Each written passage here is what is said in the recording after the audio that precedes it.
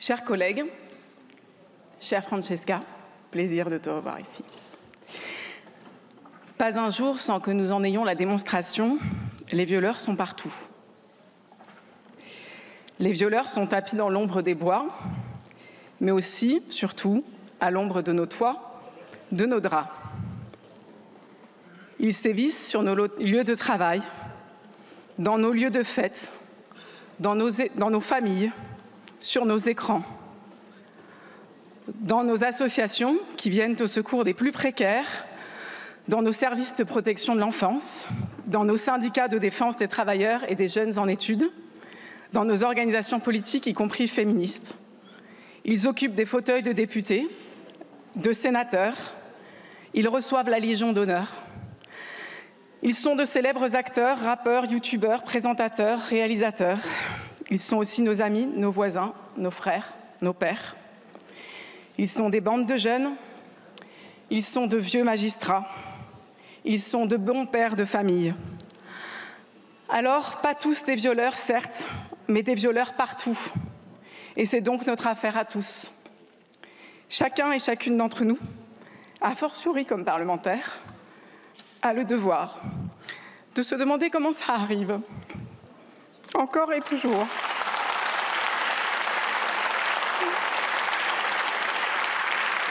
Et toujours. Merci, chers collègues. Et toujours de façon si massive. Alors, comment se perpétue ce système et cette culture du viol? Alors, n'en déplaise à Caroline Fourest qui fait le tri entre les bonnes et les mauvaises victimes et tente de discréditer celles qui en font trop. N'en déplaise à l'extrême droite qui fait le tri entre les bons et les mauvais agresseurs et ne dénonce que les viols quand ils leur permettent de s'en prendre aux migrants, de s'en prendre à la gauche, de s'en prendre à la liberté de mœurs et parfois à la liberté de genre. N'en déplaise à ces faux amis du féminisme et à ces complices du patriarcat. S'il vous plaît, un peu de calme. Les violences sexuelles sont systémiques. Elles n'ont rien à voir avec la libération sexuelle, figurez-vous, et tout à voir avec la domination masculine. C'est ce que nous révélait cette déferlante MeToo. Il y a 7 ans déjà, en 2017, à l'époque, un certain Emmanuel Macron décrétait les droits des femmes grande cause nationale. Depuis, on l'a vu disculper d'homme à homme son ministre de l'Intérieur, Gérald Darmanin, encenser notre fierté nationale, Gérard Depardieu, évincer de la Ciivise le juge Durand, bloquer une directive européenne sur le viol et le consentement, baisser le budget octroyé par femmes victimes de violences, refuser aux associations les 2,6 milliards qu'elles demandent, et même nommer un gouvernement d'usurpateurs où l'on ne trouve pas une personnalité militant pour les droits des femmes et une cohorte d'anti-choix et de LGBT-phobes. Alors oui, il est plus que nécessaire de relancer cette commission d'enquête brutalement interrompue par cette grenade dégoupillée d'Emmanuel Macron. Certains se demanderont peut-être pourquoi la faire porter spécifiquement sur les violences dans les secteurs du cinéma, de l'audiovisuel, du spectacle vivant et de la mode et de la publicité.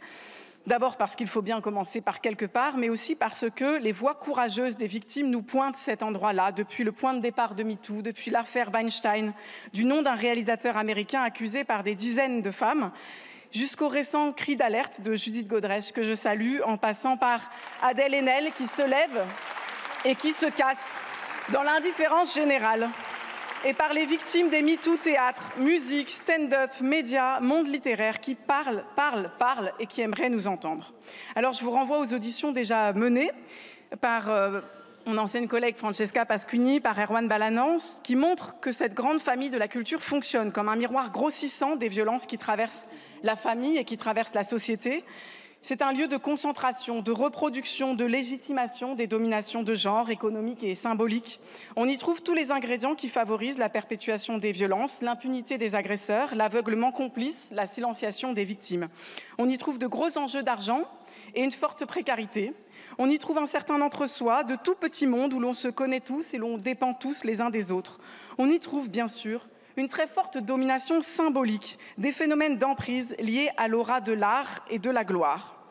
Ce sont des domaines où des intermittentes précaires, des étudiantes ou stagiaires en quête de carrière, des mineurs parfois, sont confrontés à la puissance incontestée de génies créateurs, de bêtes de la télévision qui sont intouchables, qui se croient tout permis et à qui l'on permet tout. Alors tout cela doit être analysé, interrogé, doit donner lieu à des propositions concrètes parce qu'il est temps que ça change, que la honte change de camp, comme le demandent Gisèle et toutes les victimes derrière elle, que l'art ne puisse plus jamais servir de couverture au crime, que la culture soit purgée de la culture du viol pour nous en délivrer tous. Je vous remercie. Merci.